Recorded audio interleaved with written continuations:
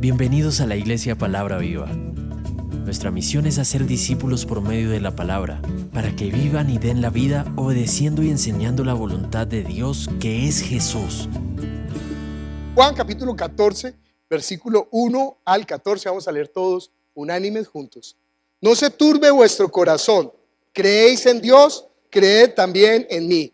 En la casa de mi Padre muchas moradas hay. Si así no fuera, yo os lo hubiera dicho. Voy pues a preparar lugar para vosotros. Y si me fuere y os preparare lugar, vendré otra vez y os tomaré a mí mismo, para que donde yo estoy, vosotros también estéis. Y sabéis a dónde voy y sabéis el camino. Le dijo Tomás: Señor, no sabemos a dónde vas. ¿Cómo pues podemos saber el camino?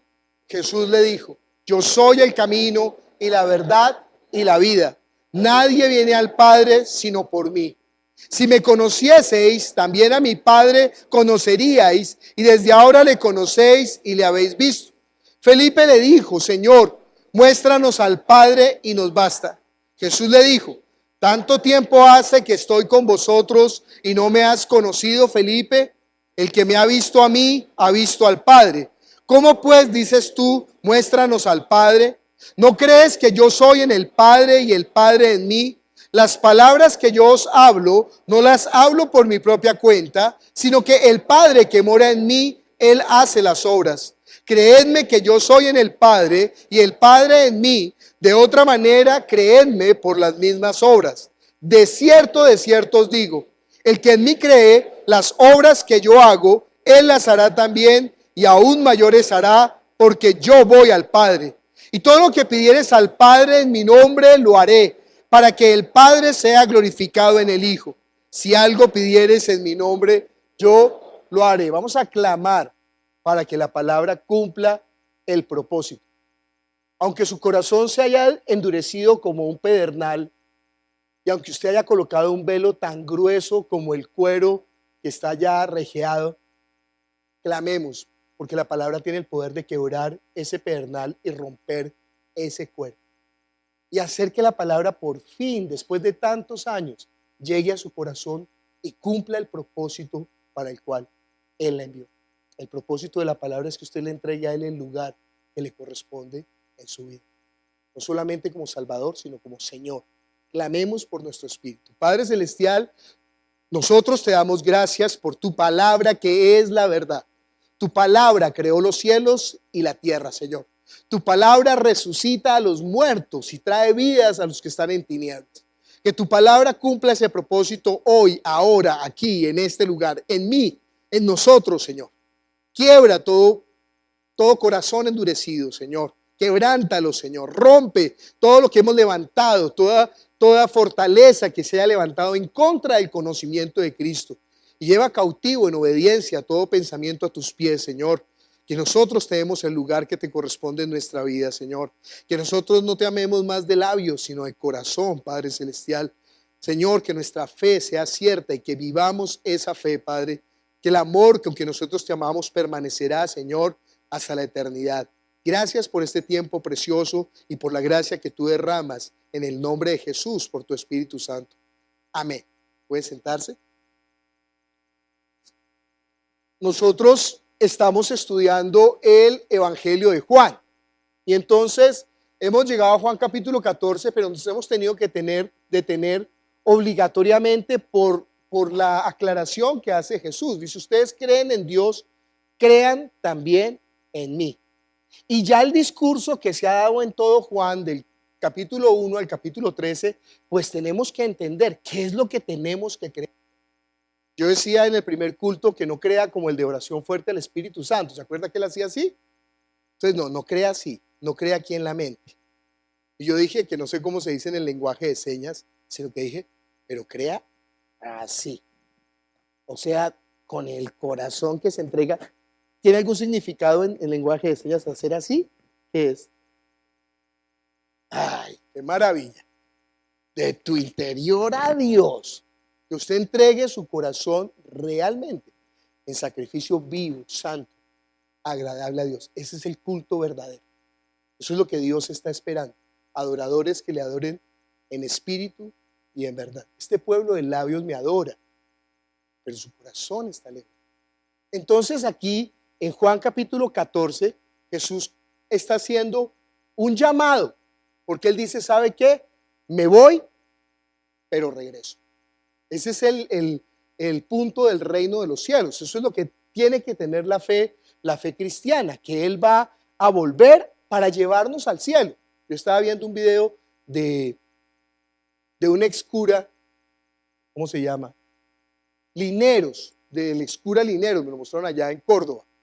Y entonces él dice, mire, la verdad es que si hay un reino de los cielos, no lo sabemos. Nosotros lo creemos, pero como si creer fuera una cuestión mítica, como creer en Papá Noel o alguna cosa así. Pero él decía así, usted lo puede ver, yo lo posteé ahí en Facebook. Dice, nosotros creemos pues porque toca creer, pero la verdad es que disfrute aquí, o sea, cómase las algarrobas aquí, su herencia es aquí. Pues muy triste que después de 8 años de estar estudiando teología, uno no pueda entender lo que Jesús dijo y no pueda creerlo. Pero más triste que después de uno escuchar 13 años el Evangelio, todavía en su corazón no esté entendiendo que Jesús vuelve y nos pedirá cuentas por lo que nos encomendó. Nosotros estábamos viendo Lucas en los estudios de los que quieren dar la vida. Ya estamos cerquita a terminar, yo creo que esta temporada terminamos Lucas, pero estábamos viendo Lucas capítulo 19, versículo 11, ese fue el estudio que hicimos en la casa de Paola allá en Montería. Y entonces veíamos que dice Jesús en la parábola, un hombre noble se fue a otro país a recibir un reino. Mire, esa simple expresión de Jesucristo está mostrando que el Evangelio de Lucas realmente fue escrito históricamente en la época del siglo I. ¿Por qué? Normalmente a un rey, ¿quién lo elige? Ni siquiera es el pueblo, él recibe el reinado es por herencia, por descendencia, ¿sí? Pero puede ser que un hombre sea muy fuerte, sea muy valiente y entonces se nombre rey sobre todos. Pero en la época del Imperio Romano no, porque el Imperio Romano había dominado todos los reinos que lo circunscribían. Entonces, para que alguien fuera rey de una región, tenía que ir hasta Roma para que el Senado romano lo nombrara rey. Fíjese que la explicación de la parábola es completamente contextual, o sea, histórica. Entonces se ufanaban los ciudadanos romanos, ¿no? Ellos decían, nosotros, los ciudadanos romanos, elegimos a los reyes de las otras tierras. Así de importante era ser ciudadano romano, porque ustedes saben, en Roma no había rey. En Roma era el Senado compuesto por ciudadanos que elegían públicamente, todos los vicios de la política vienen de allá, sepan. Y entonces, durante un año, nombraban a uno como principal entre pares. Y ese hombre era el que más o menos dirigía, y al siguiente año otro, eso se llamaba el primer hombre de Roma. Hasta Julio César, no Julio César, sino Julio César, que él se impuso como emperador y tumbó el sistema que había, pues permaneció el Senado, pero ya él estaba por encima del Senado vitaliciamente. Y eso fue lo que desencadenó toda la crisis del Imperio Romano. Pero bueno, en la época de Jesús, para poder ser rey, había que ir a recibir el reino a Roma. Mientras tanto, la gente que estaba en el pueblo, sus conciudadanos podían decir, mandemos una embajada que llegue primero que él, que le den más la propaganda, y más bien el Senado romano lo juzgaba y lo mataba y ya no nombraban rey. Es que es completamente perfecta la historia de la parábola. Pero lo que vamos a hablar de la parábola es que fíjese que el rey le entregó dice que llamó a 10 siervos. Y a cada siervo le entregó una mina de plata. Una mina es más o menos 60 millones de pesos. A todos les entregó lo mismo. Llamó a 10 siervos y a cada uno le entregó una mina de plata y dijo, cuando vuelva, ustedes me dan razón de lo que yo les dejo. ¿Por qué hizo eso el rey? ¿Cuál fue la razón de hacer eso? Bueno, el noble todavía no era el rey. Dice la parábola, ¿cómo se dice? Está tomando agua.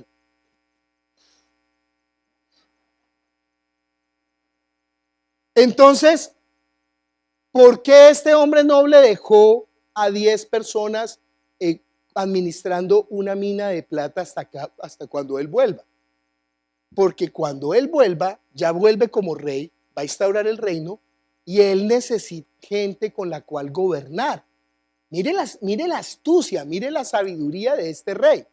Porque mientras Él va a recibir el reino, mientras tanto hace un curso de entrenamiento de gobernantes. Y entonces Él dice, cuando yo vuelva, según lo que cada uno haya hecho, pues yo lo voy a poner a gobernar. Llamó al primero y el primero le dice, mira, su mina y 10 minas más. Y él le dice, bien, sobre 10 ciudades usted va a gobernar. Porque el hombre demostró que tenía la fidelidad, que tenía la idoneidad, la administración para poder gobernar sobre 10 ciudades. Y así corre todo el seminario. Sepan, la parábola. Sepan, el Señor va a volver. Y a cada uno de nosotros nos dio un capital, es el Evangelio. Y Él demandará cuentas de cada uno de nosotros. Y a algunos de nosotros le diremos, ¿sabes qué? Tú eres severo y malo. Y entonces mi mina la escondí en un pañuelo y la guardé. Y Él le dirá, malvado. Al menos la hubiera dejado en el banco para producir lo que tenía que producir. ¿Cuál es el banco? En primer lugar, nos lo enseñó Alex en Montería. En primer lugar, la misma persona. O sea, ¿qué pasó con el Evangelio en usted? ¿Qué pasó con usted? Pero además de eso, ¿qué pasó con el Evangelio, por lo menos en la iglesia? ¿Cómo fue partícipe de la iglesia? ¿Era cizaña o era semilla? ¿Daba su fruto o no daba su fruto? A mí me da risa porque pues, en toda la experiencia pastoral que tengo ya, son más de 22 años. Entonces, mucha gente, yo quiero servir, yo quiero servir, yo quiero servir. Y entonces ya no hago esta prueba porque ya la desgasté contándola. Pero entonces yo tenía una prueba, la llamaba la prueba de los tornillos. Entonces yo le decía, mire hermano, después del rato, después de que me decía, yo quiero servir, entonces a la semana, a las 2 semanas, al mes le decía, oiga hermano, hágame un favor, mire, hay varias sillas que están zafas del tornillo. Entonces hágame un favor. Le daba un billete de 50,000, o sea, el billete más grande. Le decía, vaya y compre unos tornillos, mire cuáles están zafas, vaya, compre unos tornillos y va y los pone. Pues déjeme decirle, a veces el billete no volvió. Y la persona no volvió, se fue con el billete. Yo decía, gloria a Dios, nos salvaste de un malvado. Los malvados peores son los ocultos, ¿no? Esos son los peores malvados. Entonces dije, bueno, menos mal ya se fue. Otros iban, compraban los tornillos, pero no traían las vueltas. Entonces yo, medio malvado. Otros compraban los tornillos, pero los compraban en el lugar más caro. Sí, en esas tiendas de cadena de ferretería que son los más caros. Entonces compraban los tornillos. Entonces yo pensaba, la persona no toma como santos los bienes de Dios. O sea, no estima los recursos, sino que los dilapida. Algunas personas traían los tornillos, los dejaban guardados en un lugar, pero jamás los colocaban. Entonces yo, no, quiere, pero no va a terminar. Y algunos los colocaban, pero colocándolos rompían más las sillas y no los colocaban bien. Y yo decía, bueno, al menos es torpe, pero quiere. ¿Sí? Pero bueno. Pero había personas que lo hacían bien. Uno sabe, así es con el reino de Dios. Él nos ha dado a cada uno un capital. ¿Qué vamos a hacer? Mire, lo importante no es cómo comenzamos. Lo importante es cómo terminamos. Porque la Biblia dice que por haberse multiplicado la maldad, esa es la señal de los últimos tiempos, el amor de muchos que se enfriará. Si el amor por Cristo en usted es menor que lo que fue cuando comenzó, sépalo, su pábilo está a punto de apagarse. ¿Qué dijo el Señor? Arrepiéntete, vuelve a las primeras obras, recuerda de dónde has caído y vuelve a lo. Y usted dice, no, pero yo lo amo. ¿Cómo es la esposa que ama, no? ¿Cómo es la esposa que ama? La esposa que ama, en primer lugar, no siente que es una obligación, que, ay, me toca prepararle los huevos, y se levanta tan temprano, y se levanta haciendo ruido, déjeme dormir. Perdón si es su caso, no, nadie me contó su historia, sino yo pongo un ejemplo hipotético. Entonces, deje de dormir, ya se va a ir temprano a trabajar, ya hace ruido. No, la esposa que ama, ¿qué hace?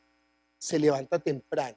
Nosotros teníamos una señora en la iglesia que que a su esposo le planchaba los calzoncillos para que se los pusiera calientitos. No tiene que ver con los huevos, ¿no? Sino que bueno, pero usted entiende el amor que está manifestando ese acto. Y entonces dice, no, a ver, ¿cómo le preparo los huevitos? ¿Cómo le gustan?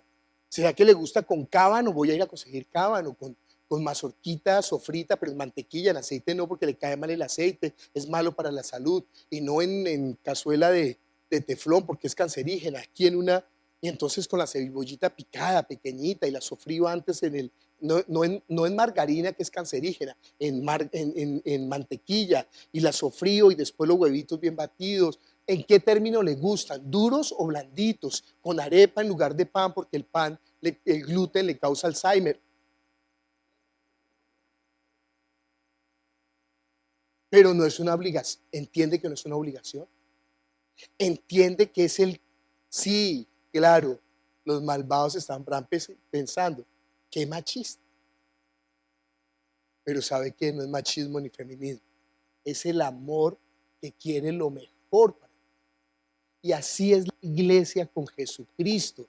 Por eso yo no puedo obligar a nadie en la iglesia a servirle al Señor de corazón. Porque si es obligado, ¿sabe qué? Ya no es. Claro, hay que hacer todo decentemente y en orden. Tenemos unas normas, tenemos un horario, hacemos las capacitaciones con unos requisitos, porque todo tiene que ser bien. Pero a nadie obligamos. Todo el mundo es que voluntariamente. Pero si una persona no ama, pues le duele diezmar, le duele leer la Biblia, le duele congregarse, le duele orar. Tuvimos el viernes un tiempo tan bello de vigilia, y una persona voluntariamente se levantó al finalizar el tiempo y empezó a tocar en el piano, y tuvimos un tiempo de adoración espectacular. Y bueno, ¿por qué? Porque es la iglesia que ama. Usted sabe, ¿no? En la Biblia hay dos mujeres. Es que no se ven porque pareciera que fuera una, pero son dos mujeres. La gran ramera y la esposa.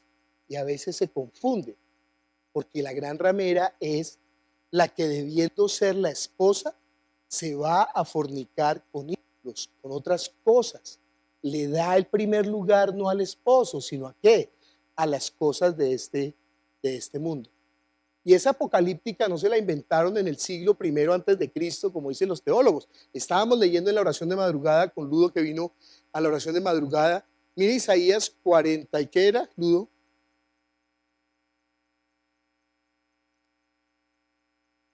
47. Estamos haciendo referencia a eso.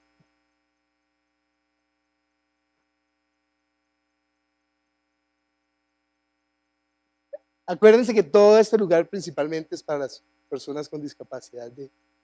Y entonces en Isaías 47, mire, ya está hablando de quién. ¿Cómo se llama Isaías 47? Juicio sobre Babilonia. Y mire lo que está diciendo. Versículo 7 de Isaías 47. Ustedes no saben los teólogos cómo inventan para negar la palabra de Dios. Yo soy feliz desmintiendo a los teólogos. Isaías capítulo 47, versículo 7. Eso es 750 años antes de Cristo. Dijiste, para siempre seré señora, y no has pensado en esto, ni te acordaste de tu postrimería. Oye pues ahora esto, mujer voluptuosa, tú que estás sentada confiadamente, tú que dices en tu corazón, yo soy, y fuera de mí no hay más, no quedaré viuda ni conoceré orfandad. Estas dos cosas te vendrán de repente en un mismo día, orfandad y viudez en toda su fuerza vendrán sobre ti, a pesar de la multitud de tus hechizos y de tus muchos encantamientos, porque te confiaste en tu maldad diciendo, nadie me ve, tu sabiduría y tu misma ciencia te engañaron, y dijiste en su corazón, yo y nadie más. Lea la casa Isaías. No me preocupe que tendremos el tiempo de Isaías, ¿no? Cuando empecemos a estudiar Isaías. Pero usted entiende que la gran ramera piensa que amar a Dios es aquí y no aquí. Ese es el engaño. Ese es el engaño de Satanás. Y déjeme decirle, 95% de las iglesias en este momento no están predicando el evangelio hoy en el día del Señor. Yo lo digo con conocimiento de causa, porque con Carlos Andrés, el hijo de Ariel, hicimos un estudio en el colegio cristiano, con todos los líderes. La pregunta era, ¿qué se predicó hoy en su iglesia? El 65% adivine de qué era. De dinero. Y el otro 25% sobre liderazgo. Y el otro porcentaje, ya no me acuerdo, era sobre relaciones interpersonales, cómo ser un buen esposo y cómo ser un buen hijo. Solamente en el 5% de las iglesias se predicó acerca de Jesucristo. Esa es la apostasía. Eso es la abominación desoladora en el lugar donde no debe de estar, en el templo de Dios, en el lugar santo. ¿Entiende que el Señor va a volver? ¿Y sabe qué le dice el siervo malvado? Porque eso sí, para criticar somos los duros cuando queremos justificar nuestra maldad. Entonces, ¿sabe qué le dijo? Conozco que eres hombre severo. Y le dijo, bueno, pues muy bien. Como sabe que soy severo, y mire cómo se está designando Jesús a sí mismo en su segunda venida, como hombre que severo. Es Jesús el que está dando la parábola. Y le dice, bueno, entonces como conoce que soy severo, entonces, a ver, ¿dónde está mi rédito? ¿Qué hiciste con lo que te dejé? ¿Estaba desnudo y no me vestiste? Es que ni siquiera con su propio espíritu usted tiene pudor. Está desnudo y no lo viste, está sediento y no le da de beber, está hambriento y no le da de comer. Está en prisión. Muéstreme una persona sin Cristo que tenga la libertad. Pero yo le muestro a una persona sin Cristo y le muestro a un miserable. Entienda que el Señor va a volver. Esa es la advertencia que está haciendo, no solamente en Juan capítulo 14, estábamos leyendo la parábola de Lucas. Está diciendo el Señor, creed en Dios, creed también en mí. ¿Qué es lo que tenemos que creer de Jesús? Me encantó la prédica de la semana pasada, ¿no? Esa porción del verbo ser o estar no se me va a olvidar jamás. Judas estaba con los discípulos, pero no era discípulo. Y Judas echó fuera demonios. Y Judas sanó enfermos. Y Judas anunció el evangelio. Pero al final vendió al Señor por donde estaba su tesoro. ¿Sabe dónde estaba su tesoro? En el dinero. ¿Y sabe qué hizo Dios de fregado? Le entregó la bolsa de las monedas. ¿Quiere perderse con el dinero? Tenga el dinero ya. Así es Dios. Él es severo. Él no es tonto. Sí, Él es amplio en perdonar, misericordioso. Todos los días nueva su misericordia. Lo importante no es comenzar. Lo importante es ¿qué? Terminar. Si nosotros al final, Señor, perdóname, nos volvemos a Él. Él es amplio en perdón. Al hijo pródigo, ¿no? Estábamos en Córdoba y había que hacer una pregunta para iniciar el grupo. Uno inicia los grupos con una pregunta de rompehielo, con una pregunta común.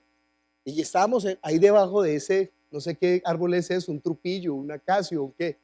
Bueno, una ceiba, no sé qué árbol era. Estábamos ahí con 50 personas, pero había ancianos, había gente mayor, había jóvenes, había niños. Pero usted sabe, ¿no? Es la gente del campo, la gente sencilla, entonces uno no puede utilizar un lenguaje académico. Yo decía, ¿qué pregunta hago? Y se me ocurrió una buena pregunta. Yo pregunté, ¿cuál es la mejor parranda que usted ha estado? La parranda más memorable. Usted sabe, ¿no? El padre hizo una fiesta por el hijo que regresó. Y entonces don Diego se acordó y dijo, él estaba un poco retirado, pero apenas hicimos la pregunta, él se metió en el grupo y dijo, yo tuve una parranda de 3 días que contraté a un grupo y eso nos perdimos 3 días. Ya todo el equipo se integró allá en el grupo de estudio. El Señor nos va a demandar. Nosotros tenemos que ser astutos para ganar las almas, así dice la Biblia. El que gana almas es astuto. Utiliza estos bienes de este mundo, ¿sí? Las riquezas injustas para hacer las moradas eternas, las riquezas justas. ¿Qué tenemos que creer? En primer lugar, que Él es Dios. Eso es Juan capítulo 1. Que Él es Dios, el verbo estaba con Dios, el verbo era Dios, y que ese verbo se hizo carne, habitó entre nosotros. Que Jesucristo es Dios que se hizo hombre. Y a los que le recibieron, a los que creen, no creen, sino que creen, les dio la potestad de ser hechos ¿qué? hijos de Dios. Y que Jesús nos trajo la gracia y la verdad, o sea, el conocimiento real de Dios. No fue Moisés, no fue ninguno de los profetas, sino solo por medio de Jesús. Porque a Dios nadie le vio jamás. El unigénito Hijo que está en el seno del Padre, Él le ha dado a conocer. Sí, yo sé que usted sabe eso aquí, pero no aquí. ¿Entiende esa diferencia? Al contrario, todo ese conocimiento acumulado lo va a juzgar. Ah, por tu palabra te voy a juzgar, porque sabías que era hombre duro. Después continúa el Evangelio de Juan diciendo que tenemos que creer de Jesús. Tenemos que creer que Él es el Cordero de Dios que quita el pecado del mundo. Lo dijo Juan. Este es el Cordero de Dios, no soy yo. Este es el Cordero de Dios. Todos nuestros pecados fueron lavados por la sangre de Jesucristo. Ya no hay ninguna condenación para los que están en Cristo Jesús. Esa sangre preciosa pagó por nuestros pecados. Lo vimos la semana pasada. Con ese cordero que pusieron la mano, declararon los pecados y con esa sangre pudieron entrar ante el trono de Dios. Además aprendemos que Él es el Cristo. Hemos hallado al Cristo del que hablaban ¿quién? Las Escrituras. Dicen los teólogos que el cristianismo es una rama del judaísmo. Eso es una ignorancia histórica absoluta. Porque el cristianismo no comenzó con los judíos. ¿De dónde salieron los judíos? Los judíos son la tribu de Judá cuando se separaron. El reino de Israel se separó con el reino del norte, 10 tribus, y 2 tribus del sur, Judá y Benjamín. Ahí nacieron los judíos. Eso es más o menos en el año 1200 antes de Cristo. Pero antes de los judíos existían los israelitas. Los israelitas son las 10 tribus descendientes de Jacob, que fueron los que entraron a Egipto y salieron después para habitar en la tierra prometida. Pero antes de los israelitas están los hebreos. Los hebreos son los descendientes de Abraham. Y Abraham tiene 2 grupos de descendientes. Los ismaelitas, que son los musulmanes, ellos también son hijos de Abraham, y Dios cumplirá su promesa con ellos. Al final del tiempo, los musulmanes empezarán a volverse a Cristo. Y los de Isaac, la descendencia de Isaac. Pero a Abraham no le fue hecha por primera vez la promesa. La promesa fue hecha ¿a quién? A Adán. A Adán le dijo, de la simiente de la mujer vendrá el que aplastará la cabeza de Satanás. Pero dice la Biblia que la sangre de Jesucristo ya estaba destinada desde antes de la fundación del mundo, pero manifestada en los postreros tiempos por amor de nosotros. ¿Quién es primero? ¿Cristo o Abraham? ¿No ve que Cristo dijo, Abraham se gozó de que había de ver mi día y lo vio y se gozó? De modo que Adán era cristiano, Adán y Eva eran cristianos, de modo que Abraham y Sara eran cristianos, de modo que Isaac y Rebeca eran cristianos, de modo que Jacob con sus mujeres eran cristianos, de modo que Judá era cristiano. De modo que el cristianismo no es una rama del judaísmo, sino que la salvación venía por los judíos. Entonces hemos hallado al Cristo. ¿Y qué más dice después? Hemos hallado al Rey, al Hijo de Dios, al Rey de Israel.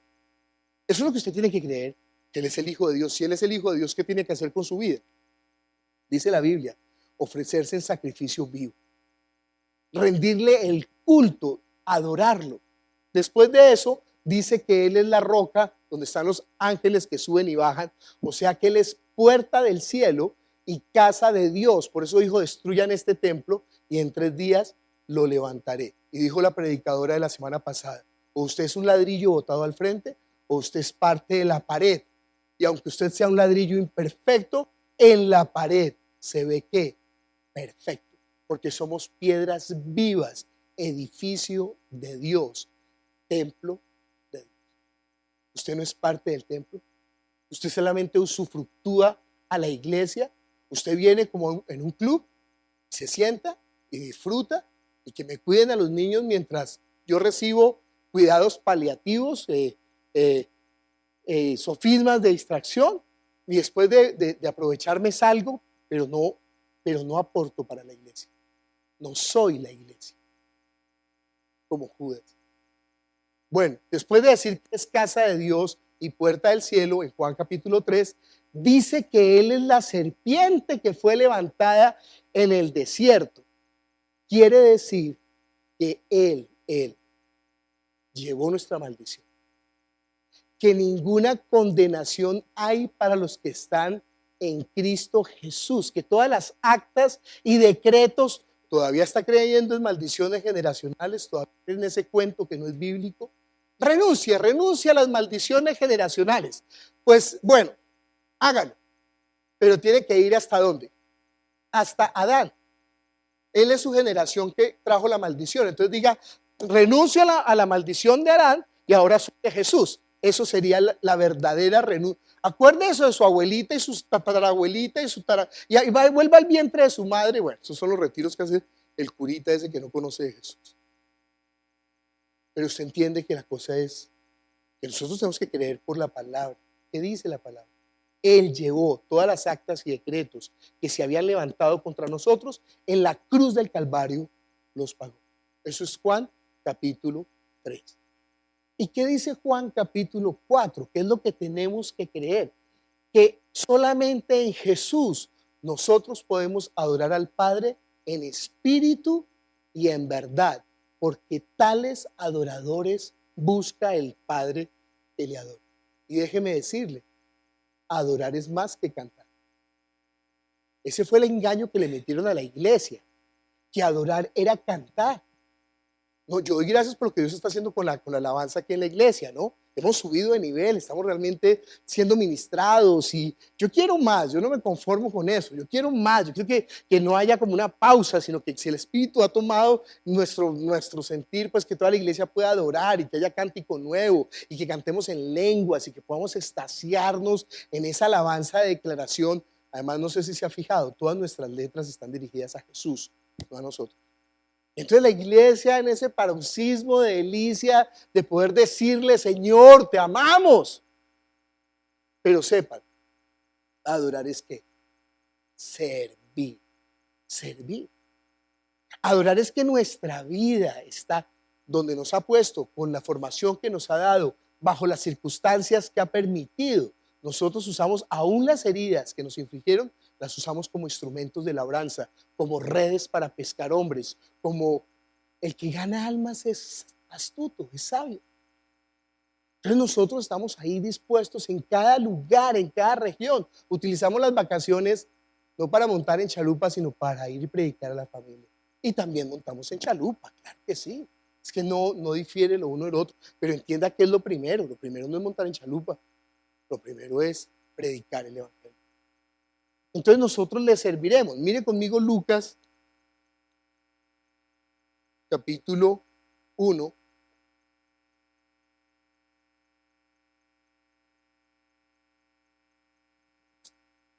Este repaso de Juan nos está demorando, ¿no?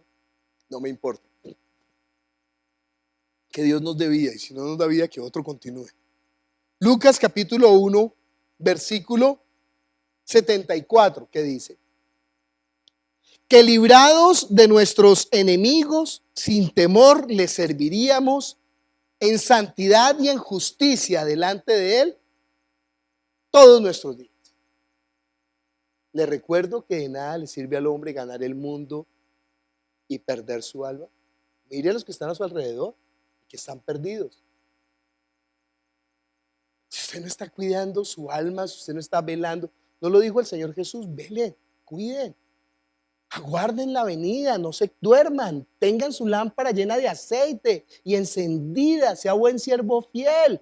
Esté en la vigilia de la noche, no dijo nunca, váyase a usufructuar este mundo, a disfrutar de este mundo, sino que vele por su espíritu, cuide su espíritu y utilice más bien todas esas cosas para el reino de los cielos. Dice ahí que librados de nuestros enemigos, sin temor le serviríamos en santidad y en justicia todos los días delante de Él. ¿Sabe qué hace el enemigo? Lo acusa a usted para que usted no sirva. Lo enreda para que no sirva. Lo obstaculiza para que pierda el norte, para que deje de entender, para que deje de creer. ¿Cómo lo hace perder? Él se pierde entregándole unos titulitos o unas puesticos o un dinerito, téngalo. O que tenga una relación linda, téngalo. No, él se entristece cuando no tiene relación, entonces venga y le quito. Y el dinero, venga y le quito. Y la salud, venga. A él no le importa darle o quitarle. A él lo que le interesa es que enredarlo, perderlo. Una vez estaba en Costa Rica y entonces me contaron de una niña que iban a llevar al día siguiente a un hospital de psiquiatría de locos porque se había tratado de suicidar. Entonces, pastor, ¿usted puede orar por ella? Sí, es que ella es la sobrina de un pastor y está en esa condición. Y yo, bueno, vamos. Y yo fui, cuando llegué a la casa, déjeme decirle, la película del exorcista se quedaba chiquita. Ni siquiera el esposo de ella se atrevía a entrar en la habitación. La habitación así, gélida, helada. Como no estoy exagerando. Los que están en Costa Rica, cuando vengan yo les digo que les cuente, usted le pregunta. Como esa nube como de frío que está ahí, la luz estaba apagada, bueno, la luz estaba en completa penumbra, había una lámpara encendida en una esquinita como con una toalla encima para dejar como un resplandor solamente. Y había una niña en una cama y cuando volteé a mirarme, no me acuerdo del nombre, le dije, hola, Carlota. Vengo una Carlota aquí. Hola, Carlota. Y volteó y me miró, tenía unas ojeras de este color, así. Me miró y el esposo ahí en la puerta temblando y los que eran Ronnie y Johnny en una esquina así escondidos. Pero eso sí, morbosos, no dejaban de mirar. Bueno, yo también tenía susto, pero yo no me dejaba ver de los demonios. Entonces yo le dije, Carlota, yo vengo de Colombia y yo creo que el Señor permitió que yo estuviera aquí para que fueras libre. ¿Quieres ser libre? Y los demonios decían, no. Ella decía con una voz pequeñita, débil, sí, ayúdame, ayúdame. Y entonces yo tomaba valor y ponte de pie. Y comencé a orar, a expulsar. Espíritu maldito, inmundo, fuera de ella, fuera de ella. Salió el primero, pero habían más. Entonces ella se quedó ahí y se agachaba, bueno, hacía unas cosas que uno sabe que no son normales. Y yo echaba y no salía y no salía. Y yo, ¿por qué no salen? Yo ya estaba cansado y no va a salir. Y de pronto ella comenzó a cogerse como en el vientre. Entonces yo le pregunté, ¿tuviste algún aborto? Entonces me dijo, sí. Yo no supe la historia sino después. Resulta que a ella 8 hombres la secuestraron y durante 3 días sistemáticamente la violaron. Y quedó embarazada y entonces ella abortó. Como ella era cristiana, sentía una gran condenación por lo que había hecho y no era capaz de recibir el perdón de Jesús. Usted sabe cómo actúa Satanás, ¿no? Primero lo enreda y después le dice, viejo, voy a publicar las fotos. O sea, él primero hace que usted caiga y después empieza a acusarlo y a condenarlo. Entonces yo le dije, Carlota, ¿tú crees que Jesús pagó por ese pecado? Me dijo, no, yo no creo que me perdone. Entonces yo le decía, Carlota, pero la sangre de Jesús pagó por ti.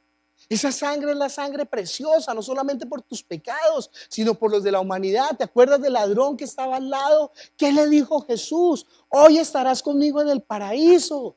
¿Tú crees que la sangre de Jesús tiene el valor para pagar por tu pecado? Y de pronto ella abrió los ojos como volviendo en sí. Entonces dijo, sí, sí. Yo le dije, arrodillémonos ya y pidámosle perdón. Nos arrodillamos. Y entonces yo le dije, dile, Señor Jesús, perdóname. Perdóname, tú conoces toda mi historia, mi vida. Tú pagaste por mis pecados. Recibo tu perdón. Y ella comenzó a orar y empezó a llorar y a llorar y a llorar. Y ya el llanto era el llanto de la libertad, ¿no? Y cuando nos pusimos de pie, mírame otra vez. Espíritu maldito, fuera. De una salió. Y el rostro de esta mujer era como el de una niña recién nacida, impresionante. Y el marido, mira, el marido era el que decía, mira, le cambió el rostro. Y los dos que estaban allá escondidos, ¡ay, en nombre de Jesús, aleluya! Gloria a Dios. Y así salieron. Ella iba a ser internada al día siguiente en el lugar psiquiátrico porque se había tratado de suicidar. Al otro día estaba en la iglesia adorando al Señor. ¿Usted entiende el poder del Evangelio? Por eso dice Pablo, yo no me avergüenzo del Evangelio porque es poder de Dios para salvación a todo aquel que cree. Es la palabra que tiene autoridad, es la palabra que trae libertad, es la palabra que trae vida. ¿Para qué? Para que le sirvamos todos los días de nuestra vida. Vamos a ponernos de pie y vamos a orar. Padre Celestial, nosotros estamos agradecidos contigo, Señor. Es el poder del Evangelio. Es el poder de tu palabra, la palabra que creó los cielos y la tierra. Y el mismo poder de la palabra que resucitó a Jesucristo entre los muertos. Y es el mismo poder de la palabra que ahora nos vivifica, Señor, y permite que nosotros tengamos comunión contigo. Y esa es la vida eterna. La vida eterna no es una religión, la vida eterna no es una declaración intelectual. La vida eterna no es un conocimiento intelectual, sino que la vida eterna es el corazón que te entrega el lugar que te corresponde, no por temor, no por obligación, sino por amor. Porque te ha conocido, Señor. Porque entiende que no hay nadie más digno de toda la gloria, de toda la honra, de todo el honor, de todo el amor, Señor. Que inclusive la fe pasará, Señor, y la ciencia pasará, y conocimiento pasará. Pero el amor permanecerá para siempre, porque cuando estemos delante de tu presencia ya no necesitaremos fe, porque te veremos cara a cara, Señor. Padre, pero el amor que nosotros podemos tener por ti, ese va a permanecer siempre. Perdónanos cuando nos descuidamos, perdónanos cuando nos dejamos engañar, perdónanos cuando las circunstancias nos alejan de ti, Padre Celestial. Perdónanos cuando caemos en la trampa del enemigo. Él está acechando, Él está buscando a quien devorar. Él ha tejido lazo para cazar nuestra alma, Señor. Pero tú prometiste convertir esas redes, más bien para que nosotros nos volvamos pescadores de hombres y las armas forjadas contra nosotros en instrumentos de labranza. Y tú no mientes, Señor, tú no mientes. Fiel eres tú, tu misericordia es nueva cada mañana. Jesús, ayúdanos a volvernos a ti, Señor. Nosotros somos tu esposa, no queremos ser la gran ramera, Señor. Nosotros queremos ser tu esposa, vístenos de blanco, Señor. Lávanos con el lavamiento del agua por la palabra. Prepáranos para el día de la boda que nos encontraremos contigo, Señor. Que nosotros estemos ataviados, dispuestos, Señor, arreglados, esperándote con nuestra lámpara llena, Señor, anhelándote. Tú no tardas, Señor. Tú no tardas, Jesús. Tu palabra siempre se ha cumplido y se cumplirá. Aquí estamos. Tú nos conoces porque tú nos creaste. Ayúdanos, Señor, pero que nosotros no demos más lugar al enemigo. Levántate con poder en medio de tu iglesia, Padre. Gracias, gracias por tu amor. Gracias te damos en el nombre de Jesús. Gracias por la cruz, Jesús. Amén.